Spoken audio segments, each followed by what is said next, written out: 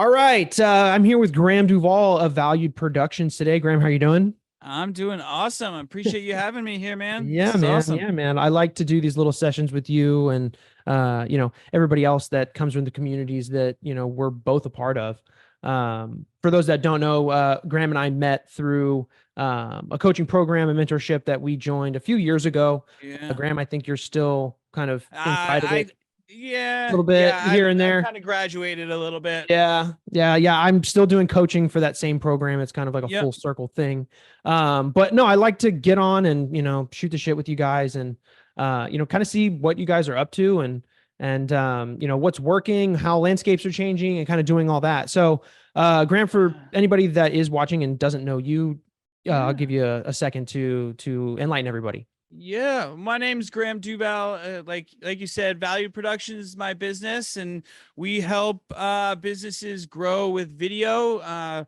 Primarily focusing more on like the online space, like coaches, consultants, the ability to use the online space and video to help people grow their business. There you go. So we both are video guys. But one of the biggest things that I kind of get asked a lot, and it's in a lot of the coaching programs and different things that we see online that are tailored toward us video business Mm-hmm. owners, is really the subject of equipment and gear, right? So Mm-hmm. I teeter on this still, even though I know that gear doesn't really matter. I do have in the back of my mind how gear can kind of matter. So Yep. I'm curious to get your take, more just from that front end question of, to you, does the gear that you have actually matter Yeah. when it comes to making video content? I think as there's two sides to this coin. I think as a video professional, there's definitely a level where gear does matter because, for example, if I'm shooting something, doing strategy, shooting content for a client, I don't want to show up on a set with like just rolling up with my phone.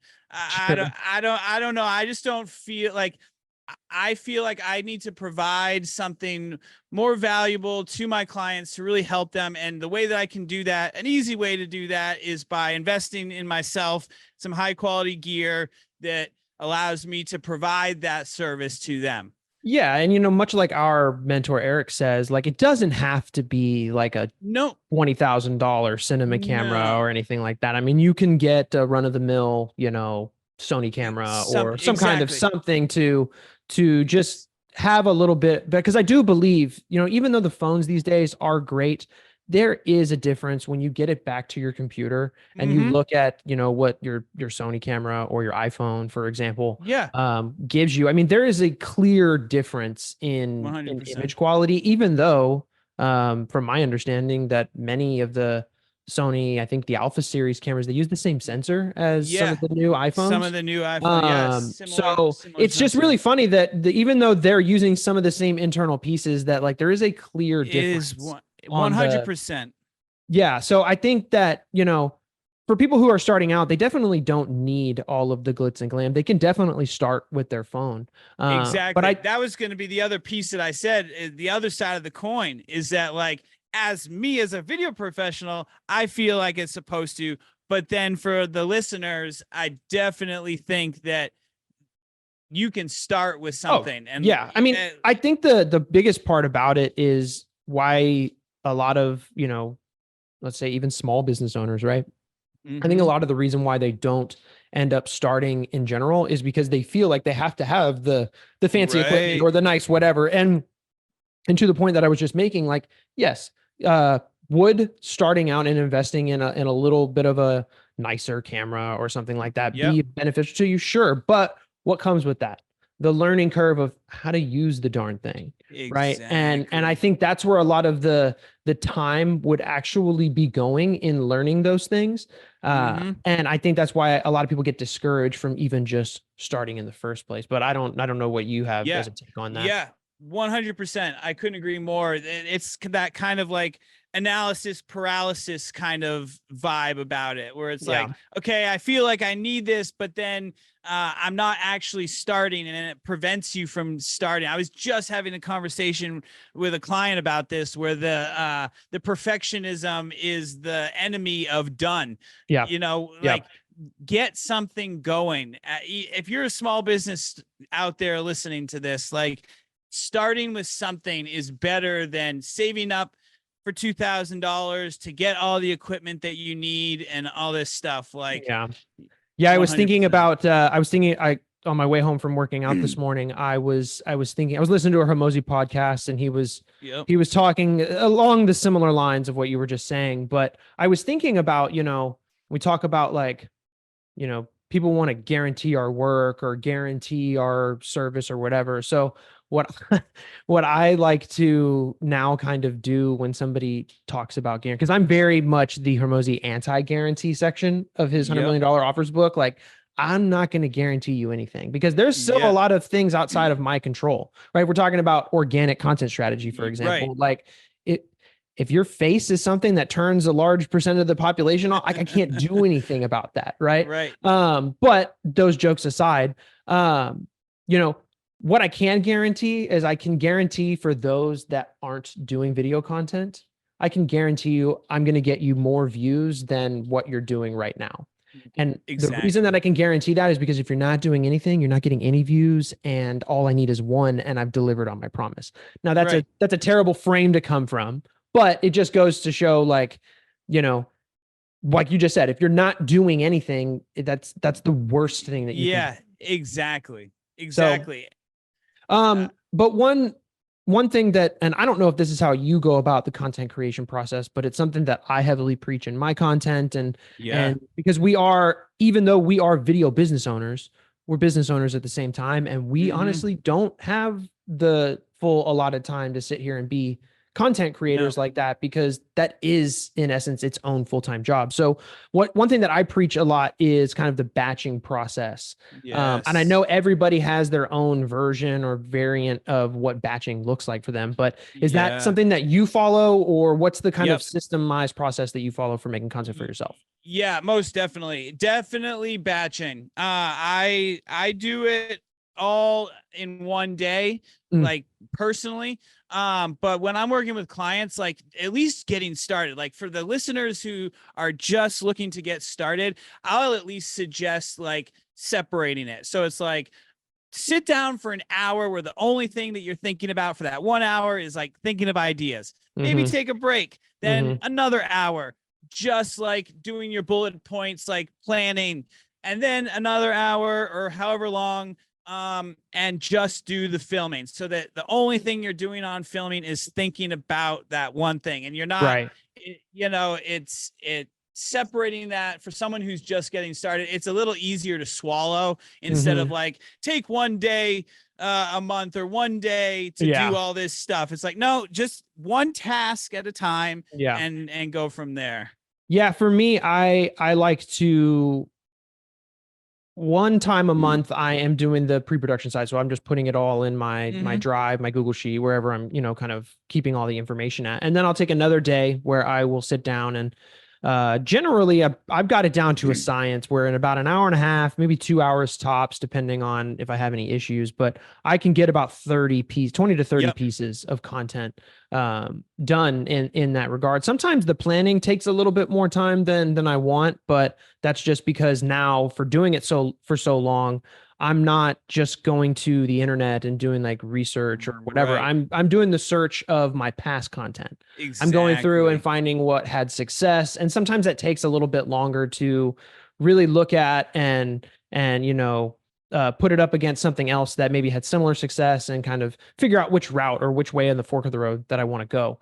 But it has saved me so much time, because before, what I was doing, this was probably end of 2021, beginning of 22, I was literally making one video a day. And like, I would pull my phone out and I would sit down and I would kind of roughly script something real quick, and then I'd do it, and then I'd edit it right there on my phone. And I'd look up and it's like, man, I spent 3 hours doing this. And I was like, I can't do that. And there's no way that I can help other people do No, that. Like, not in that I don't even same, think I could not help coach other people how to do that because it right. just becomes so much like up in the air. Like, what do I do with this? What do I do with? And it's just not systemized the way that it needs to be for the E- busy lives that business owners Exactly. have these days. Exactly. I couldn't agree more. And it's so important. Like people are still doing that. They're taking, even if it's a couple times a week where maybe they post 3 times a week, they're still doing it that one Mm-hmm. time Mm-hmm. in the day. And I'm Yeah. trying to tell people all the time, take just your Sunday or your Saturday or whatever day it is and do what you would have done those 3 days in one day. Yeah. Uh, yeah. I think the one part of, and not every platform has these, but most of them do. But I think like doing like your stories function, like Mm, Instagram or Facebook. I mean, mm-hmm. even TikTok has them now or whatever.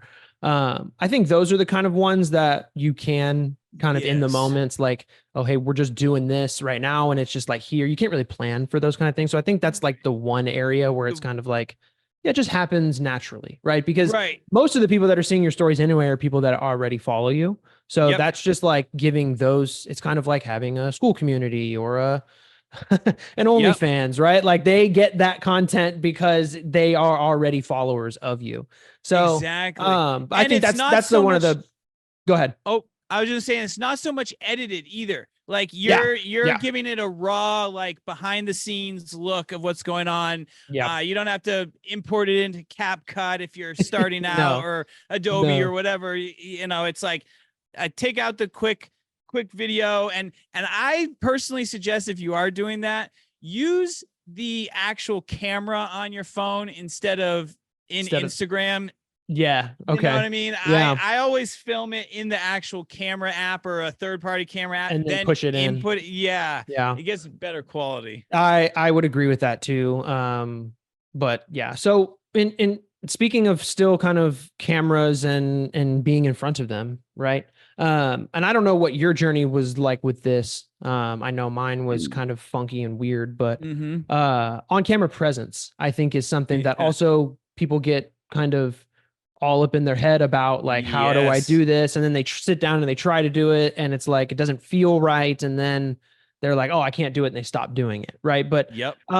what have you attributed, having better on camera presence to? Like, Yeah, most definitely. That's so funny that you brought this up because I was literally just talking about this like 20 minutes ago. That for me personally, I just knew like being in part of the communities that like we're part of, like knowing that content is such an important piece. And I still had that imposter syndrome of like, why is anybody going to listen to me? And if you scroll back on all my videos, you can see a clear difference of oh like, yeah, oh you know what yeah, I mean? And that's the biggest thing for me is starting. Like yeah, if you just do it and your first video is going to look way different than your 50th video. And yep. so it's just a matter of doing it. The And once Mr. you, Beast adage, yeah, right? Like he says, like just exactly. start making the freaking Yep. videos and you'll figure 100%. out your flow, you'll figure out what you feel like you need to sound like. And again, all videos are different. I think that's what a lot of people Yes. like get messed up in their head is like if we're doing a long form video, most of the time we're not like line by lining our video unless our tactic is to have these like heavily edited like Yep. retention edits to our long form videos, Yep. which I think those kind of come and go. Like there's some creators that Yeah. still do it, and then there's a lot of people Yeah. that don't do that anymore just because Yeah. they want, for example, like a video like this where we're talking, you Exactly. hear you hear the mess ups in our tone, Mm-hmm. in our fumbling for our word, whatever it might be. Mm-hmm. And people think that they have to get into these points where it's like I gotta sound perfect every time because I don't know who's watching. Right. And I just don't think that's the case because of what you'll see, like you said, in that progression. If you go back a year Yeah. or Yeah. 2 years Oh or my however long gosh. you've been doing it, you see that progress. It's kind of like seeing the trend data on your It, analytics of any one of your yeah. platforms. It's like it's the same thing, but it's in a visual. Instead of a line, it's like, oh gosh, okay, look, that was Yeah. much better. That was much better. Oh, Ex- I learned how to light the scene better over here. And Yep. those are the little things that people that are doing content for themselves, I don't think they really pay attention to. all Yeah. that much. No, And I don't know. I still think the statistics are higher of people that try and give up than the ones that actually keep on going. I Um, agree. I but agree. but yeah, for on-camera presence, I mean, it's for me, it's just understanding what you're creating for. Yeah, And because that's there's times and places for it to be on and perfect. And and if cutting out all of the nasty is a part of the editing process, then that's what it is. I Right. dig that. So I dig that. Thinking about what you're actually creating for. And I think that helps too, like especially as someone who's just starting out when like regardless of like the platform or the actual type of video, if you're thinking about your like ideal client, for example, that can help as well because that's what you're thinking you're creating for. right. And if you know your business, you can talk on your business, and that kind Yeah. of helps like guide that conversation or like speech of what you're doing. No, I completely agree. But one question that I like to ask other videographers and video creators is, do you find it harder to make content for your own business or for your clients' businesses? Yeah, that's a tough one. Yeah, I think it's harder for me to excuse me. I think it's harder for me to make it for myself. Okay. Okay. Yeah, I I would think it's agree. I would agree too. yeah, So yeah. It's just like I don't know. I for some reason too, like I see better results with my clients, like than my own stuff, and like the I don't know, like do you it, think that's akin to like the saturatedness of kind of what our yeah, industry that has like progressed over the last yeah. couple of years? I've wondered that too. I was actually just analyzing some stuff like that too. I'm like, man, like I'm pushing hard on some things and it's not hitting the KPIs and the marks that I'm looking to hit. Yeah. Uh, but then I do the same like format and style and stuff with clients and they're like astronomical, Yeah. astronomical results. And so, Yeah, no, I totally feel that same squeeze a yeah, little bit with some of my stuff that I do, but what I like to attribute it to is, you know, prior to making content for myself, right? It's hard to make content for yourself because yes. we are the art, like we're the artists. Like it's like a Mm-hmm. surgeon. This is our paintbrushes. Right. Right. So us holding the camera and doing the things that we need to do to portray our clients the way that they want to be portrayed, that's all coming from the backside of the camera, right? Yep. And people don't see when we step around this side, but at least because I have only been making content for about 2 or 3 years now. Yep. um Nobody knows the 10 years prior for Right. me, right? And where I kind of not necessarily became a professional, but like all of the beatings that I took to get to the point where I can make myself look the way that I make them look and make my clients look the way that I make them look. Because I get nothing but positive feedback from Yeah. the stuff that I do for my clients. I don't think Likewise. I've ever had like somebody say like, "Oh no, this is bad and I want my money back." Like I've never had Right. anybody say Right. that. No. But I think it's just I think you're right. I think it's harder to do it for ourselves because of literally the physical position of where we are, like being on this side versus the other side. Yeah. It's interesting talking about this too, because like kind of thinking about how we can help people listening as business owners who are looking to get started. Like Yeah. we can relate with that feeling of like creating the content for your own business. Not Yeah. saying that like say a financial advisor is going to go create content for another financial advisor, but the feeling of like getting on that other side to do it for yourself, it's Yeah. tough, Yeah. but it needs to happen in Yeah. today's world. I was just talking with someone where it 10 years ago, if you didn't have a website, you weren't a business. Now, Sure. today, if you don't have the content and social media, you're not a business. Yeah. Like I mean, that. I like to say too, if you don't have a sales funnel, you're not a business. Yes. Because yeah, you Yes. can have a website, but like a sales funnel is like the real driver. Yep. And I think it's funny when I consult with a lot of different business owners or whatever, if they are running paid ads, for example, I'm like, okay, where are you sending people to? Oh, well, we send them to our website. And I'm like, I just like face palm and I'm like, okay, like technically there's nothing wrong with that, right? Like No. technically there's not, but there's, you leave so much up to the mind of the person on the other end. Mm-hmm. And because of the day and age that we live in, the scatterbrainedness that Yep. everybody has, like you can send somebody to a place, but if there's 7 buttons and they don't know what they're supposed to be doing, or Yep. they thought that they knew and then they got there and you showed them, you did the sleight of hand thing, and it's like, well, we also do this, and it makes the Yep. process so much harder. But um Totally. one other thing that I wanted to get into was platforms, particularly, Mm, right? So yeah. I know we spoke a little bit before we kind of started this call, but what platforms are you currently on right now? And the Yeah. second part of this question is, do you think that going all in on one platform is better, or kind of having that omnipresence Yeah. across platforms is better?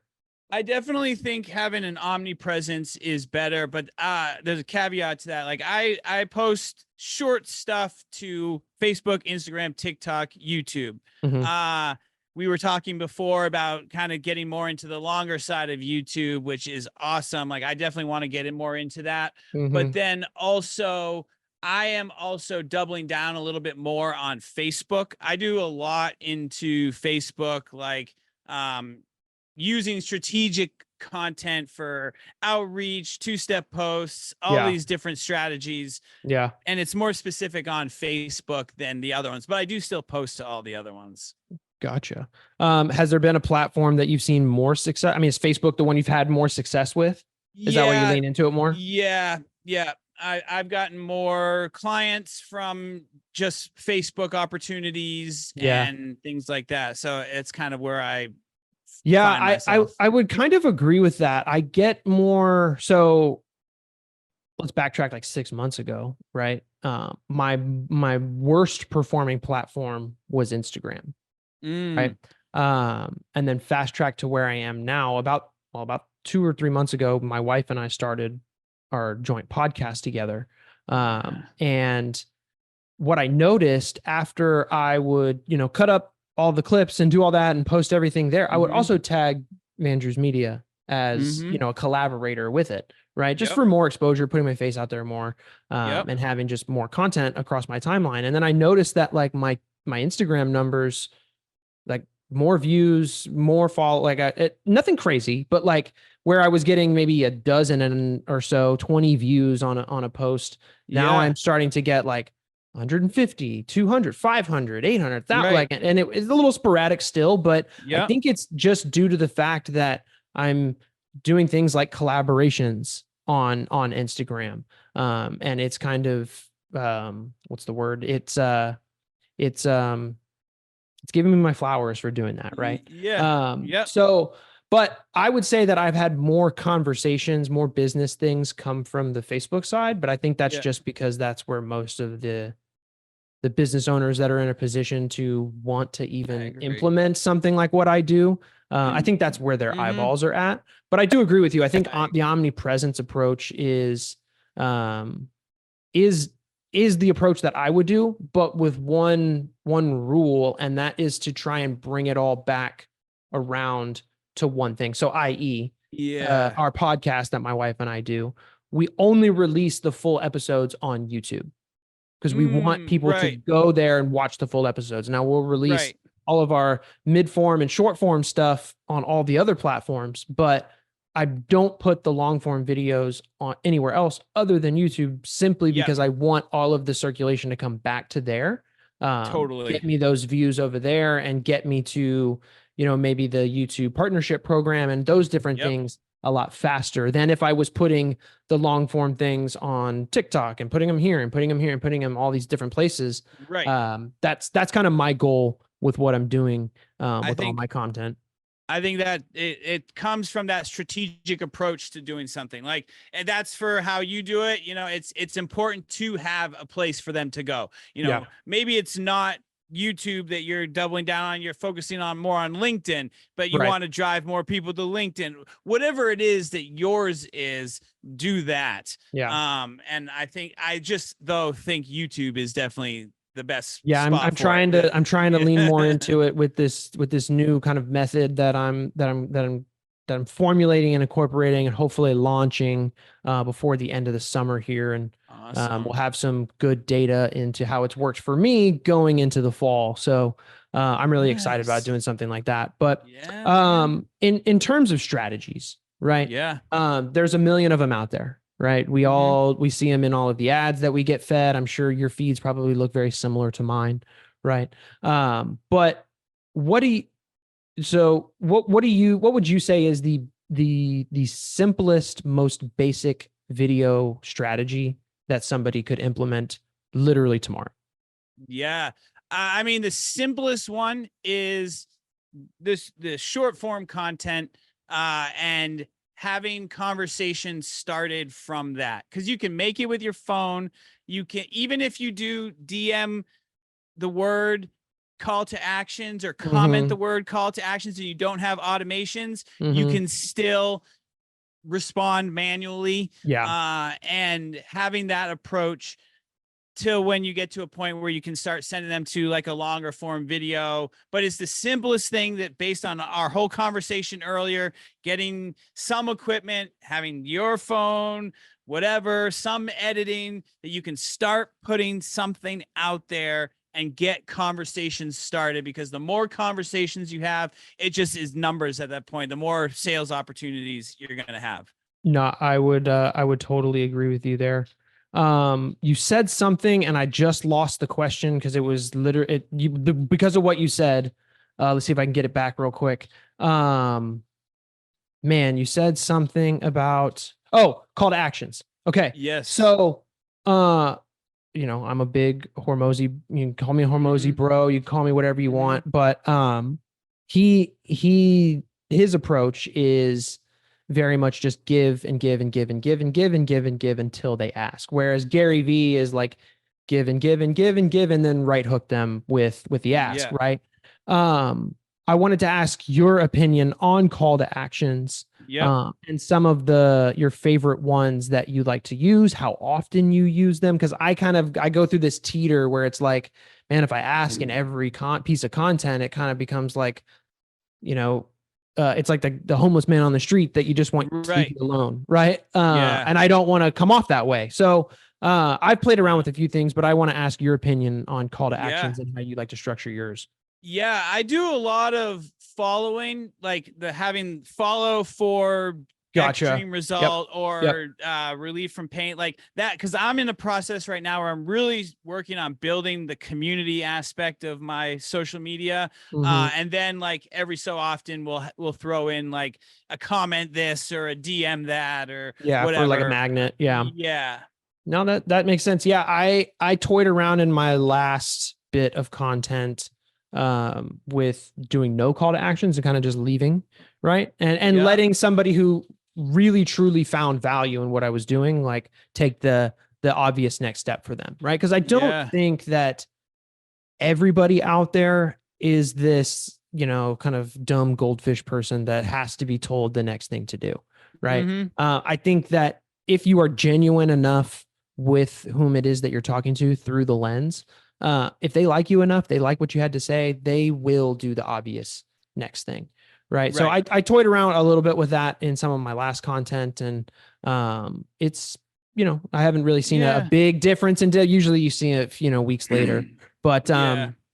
yeah, no, I like to do a lot of DM me for more info kind of things. Yep. And either Yep. do an automated response if it's like a lead magnet, or if it's, I know that I want to turn it into a conversation, like I just let it be a manual kind of Yeah. See, thing. I like that too. The still using the what people call for the automation DMs, but have it be manual. I love that, because then I Yeah. still see the notification. I can strike up a conversation and it doesn't have that like, here's this. Yeah. But it still is something that can generate business. Yeah. I have kind of just one last little thing that I wanted to touch on real quick before Yeah. we part ways today. But we talked a lot about, organic for the most part Mm-hmm. of a lot of our strategies and systems today. But there also is the other side of the coin, which is paid advertising on all of the Mm, platforms and, yep. and using all the video content that we have. But what is your advice for somebody who, um, might not be making content, or if they are making content, Yeah. when do they shift to paid? Yeah, I think everybody should just start with organic until you start having like some serious conversations, maybe closing some deals on some organic, then shift to paid, because it gives you the opportunity to test everything Yeah. or at least until you have a video that like does really well. So like Yeah. if you're posting a bunch of videos and then you have a video all of a sudden do way better than all the ones that you're doing, now you can start doing some paid stuff, like maybe put that video into an ad campaign, add like an actual like direct response call to action on it, Yeah. and kind of go from there. That's what I've been focusing on more lately, is using it as like more of a omni opportunity, versus before I was very much, they were almost like two separate acquisition channels. Yeah. And now they're kind of like combined. Make them blend them into one. Yeah. It makes it more streamlined and cohesive, I think. Yep. Exactly. But I think that my take on this is, most business owners that I'm sure that you've dealt with or whatever, that haven't done even organic content, video content much at all. And Mm-hmm. I don't count somebody saying that they've posted a video as I do video content. You've posted a video before.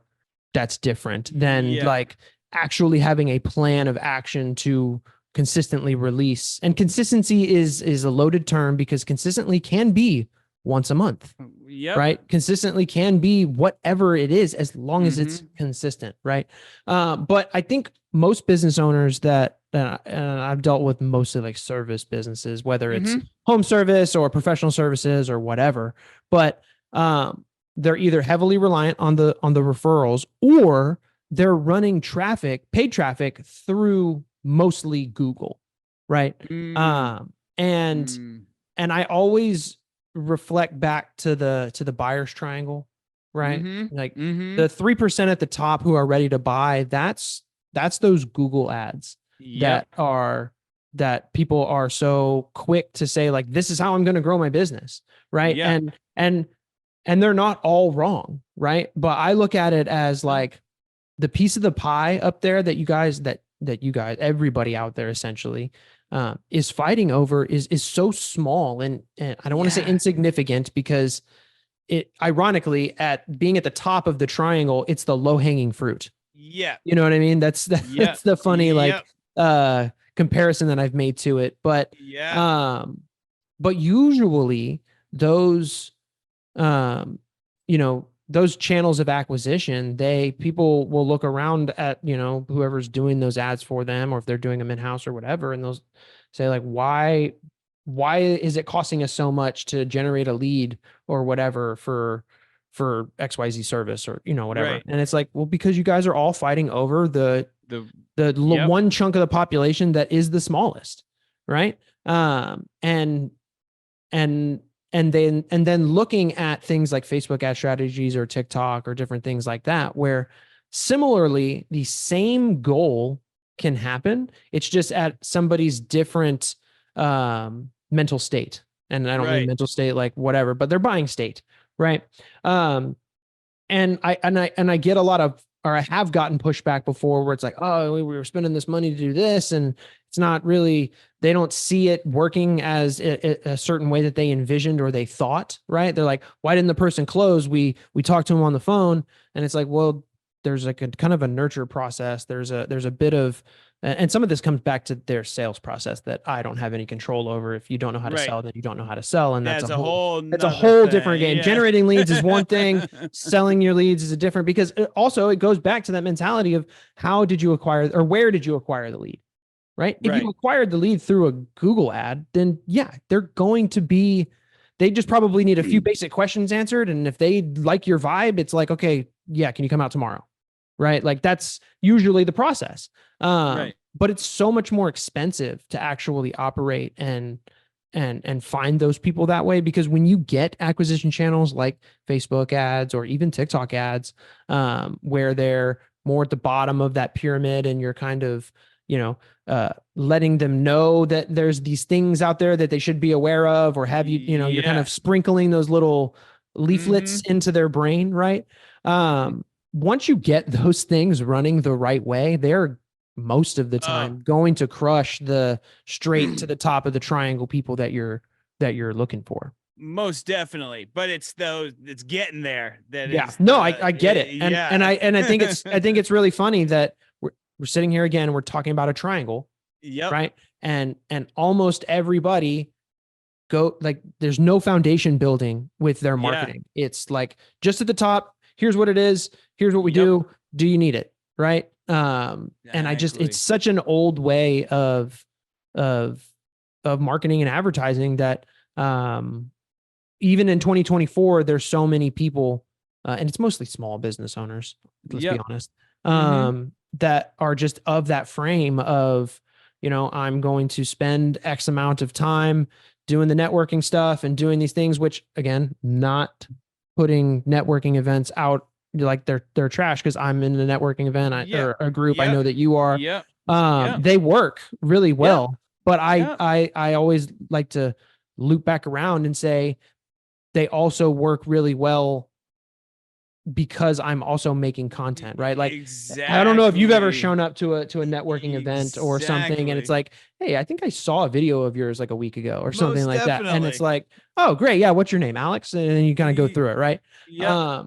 So it's like the compounding effect that content So has true. in all the foundations of our marketing, that that still it baffles me that such a large percentage of business owners, small business owners out here are still not trying to implement, and I I still don't understand it. Yeah, I couldn't agree more.